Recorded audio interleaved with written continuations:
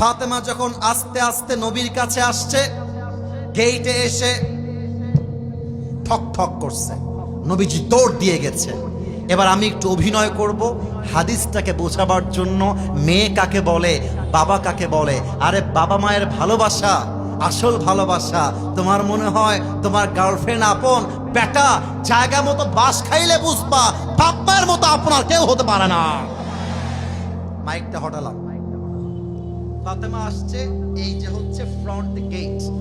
আমি প্র্যাকটিক্যালি বোঝাচ্ছি। নবীজি খাটে বসে আছেন, দৌড় দিয়ে আসছেন। এটা হচ্ছে গেট। গেটটা খুলেছেন, সাথে সাথে ফাতেমা সালাম দিবে কেমন করে? নবীজি আগেই বলছে আসসালামু আলাইকুম ফাতেমা, আহলান সাহলান। সুবহানাল্লাহ পড়বেন না আপনারা সবাই? এখনো শেষ হয়নি হাদিসটা। এবার ফাতেমার ডান হাত ধরেছে। দেখা যাক আপনারা বুঝতে পেরেছেন কিনা। কোন হাত ধরেছে? এভাবে ধরে ভেতরে নিয়ে আসছে। তো স্যার এখানে বসে আছেন, এটা হচ্ছে খাট। নবীজি চাইলে আগে বসতে পারতেন। উফ, আল্লাহু আকবার!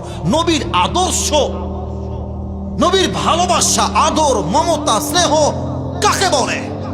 ফাতেমাকে বসিয়েছেন আগে, এরপর নবীজি তার পাশে বসেছেন। আর ফাতেমার চেহারা দেখেই বুঝে গেছে আমার মা ক্ষুধার্ত হয়ে আমার কাছে এসেছে। আর বলছে আম্মা জান তোমার কি লাগবে আমাকে বলো, তোমার বাপ তো এখানেই বসে আছে, কি লাগবে আমাকে বলো। ফাতেমা বলছে আব্বা জান 3 দিন যাবত না খাওয়া, তিনি সেই কিছু খাবার দেন। কিন্তু নবীজি এই মুহূর্তে ফাতেমাকে ধৈর্যের পরীক্ষা নিচ্ছে। ডাক দিয়ে বলছে আম্মা জান খাবার দেওয়ার জন্য আমার কোনো অবজেকশন নাই, আমি দিতে রাজি আছি। বাট ও ফাতেমা, আমি তোমাকে আজকে 2টা অপশন দিব, দেখা যাক তুমি কোন অপশনটা নিতে চাও। ফাতেমা বলছে আব্বা জান কি অপশন দিবেন বলেন। আল্লাহর রাসূল ডাক দিয়ে বলছেন 1 নাম্বার অপশন হলো আমি তোমাকে 5টা ছাগল দিব। 2 নাম্বার অপশন হলো আমি তোমাকে 5টা শব্দের দোয়া শিখায় দিব। ফাতেমা এবার বুঝে গেছে এত ক্ষুধার্ত অবস্থায় নবী আমাকে পরীক্ষা দিচ্ছে, এটা ধৈর্যের পরীক্ষা, আমাকে পাস করতেই হবে। এবার ফাতেমা তার ক্ষুধাকে মাটির নিচে দাফন করে ডাক দিয়ে বলছে আব্বা জান, ইয়া রাসূলুল্লাহ, ইয়া হাবিবাল্লাহ, আমার তো ছাগল পাওয়ার মতো কোনো কিছু নেই, আপনি যদি আমাকে 5 শব্দের দোয়া শিখায় দেন আমি ফাতেমা ধৈর্যের সাথে খুশি মনে হাসি মনে বাসায় ফিরে যাব। সুবহানাল্লাহ পড়েন।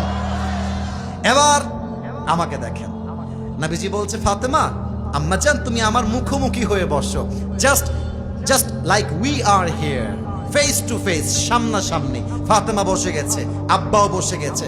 বলছে ফাতেমা আম্মা জান তুমি আমার সাথে পড়ো। এবার আপনারা আমার সাথে পড়বেন। আমরা দোয়াটা শিখতে চাই না?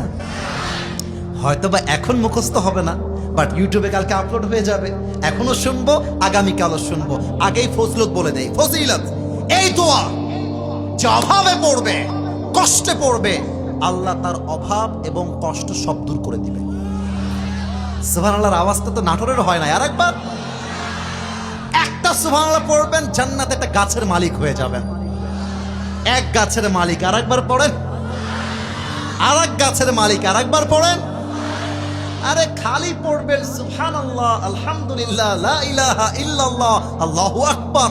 যত বলবেন তত আপনি জান্নাতে প্রাসাদের মালিক হয়ে যাবেন। সুবহানাল্লাহ বলেন সবাই। নাটোরের কাছে কাটার ভাইরা, ইয়া আউয়ালাল আউয়ালিন, ইয়া আখিরাল আখিরিন, ইয়া দাল কুওয়াতিল মাতিন, ইয়া রাহিমাল মাসাকিন। সর্বশেষ শব্দ সবচাইতে সহজ, এটা যেন কেউ বাদ না পড়ে যায়, সবাই মিলে পড়বেন, ইয়া আরহামার রাহিমিন। আম্মা জান যাও, বাসায় ফিরে যাও, টেনশন নাই, আল্লাহ তোমার সাথে আছে। ফাতেমা চলে আসছে, but Ali was waiting for the food. Ali বসে আছে, খাবার কখন আসবে, আমি খাবো, হাসান খাবে, হুসাইন খাবে, আমার বউ খাবে, অপেক্ষায় আছে গেটের কাছে। দিস ইজ দ্য ডোর, এটা হচ্ছে সেই গেট।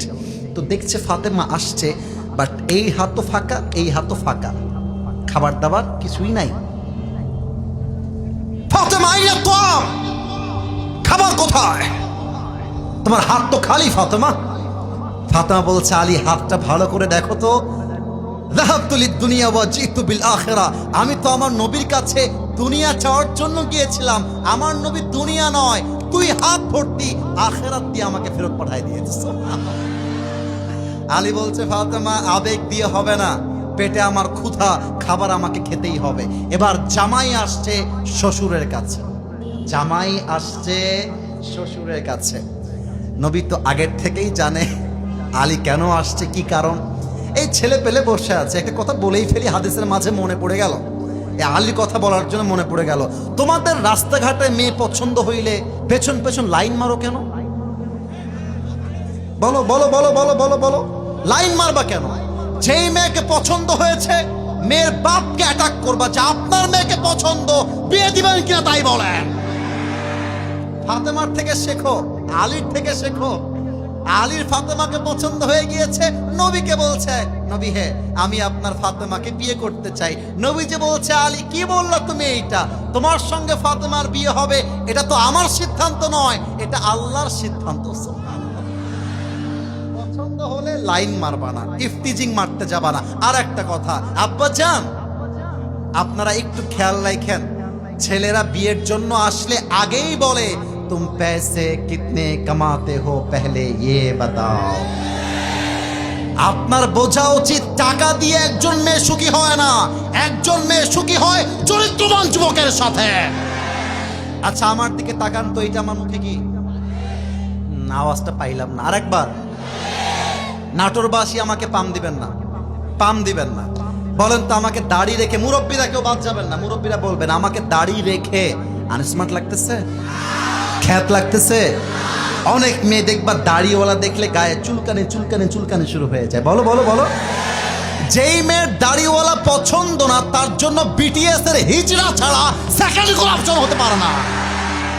আর যেই মেয়ে আমাকে দাড়ির জন্য বিয়ে করতে চায় না সে তো আমার বাড়ির বউ হওয়ার যোগ্যতাই রাখে না করে ভাইরা। ফাতেমা আলীকে পাঠিয়ে দিয়েছে, আলী আসছে শ্বশুরের কাছে।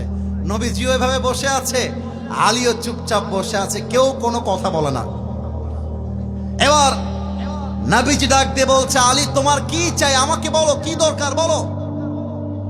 আলী এবার লজ্জা কাটিয়ে বলছে শ্বশুর আব্বা আতিনি শাইআন, কিছু খাবার দেন, আমরা প্রচন্ড অভাবে আছি। আমার চোখে চোখ রাখতে হবে, কথা কি বোঝা যায় নাকি যায় না? এবার আল্লাহর রাসূল ডাক দিয়ে বলছেন আলী আমি তোমাকে দুইটা অপশন দিব। নাটোরের ভাইয়েরা কয়টা অপশন? আর একটু জোরে বলেন সবাই, কয়টা? এক নাম্বার অপশন আমি তোমাকে ৫,০০০ বকরি দিব। আগে ছিল ৫টা, এবার হয়েছে ৫,০০০। আর তোমাকে আমি সেকেন্ড অপশন দিব ৫টা দোয়া। আলী তুমি কি চাও?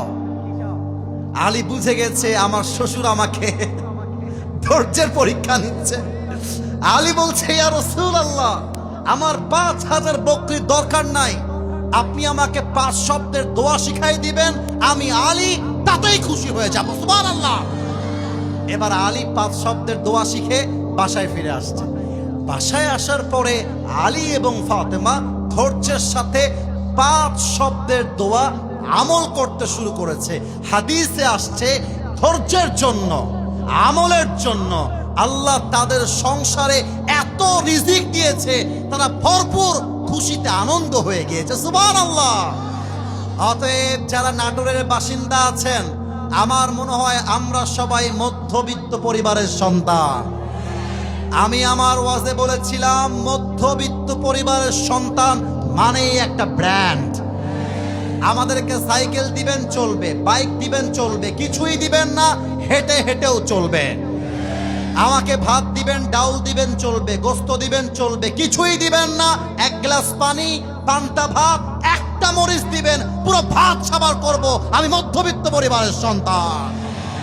আমাকে আপনি বালিশ দিবেন ঘুমাবো, বালিশ দিবেন না তাও ঘুমাবো, ল্যাপ দিবেন ঘুমাবো, দিবেন না তাও ঘুমাবো, কম্বল দিবেন ঘুমাবো, দিবেন না তাও ঘুমাবো, কিচ্ছু দিবেন না আমি ইটকে বালিশ বানিয়ে ঘুমিয়ে যাব। আমি মধ্যবিত্ত পরিবারের সন্তান।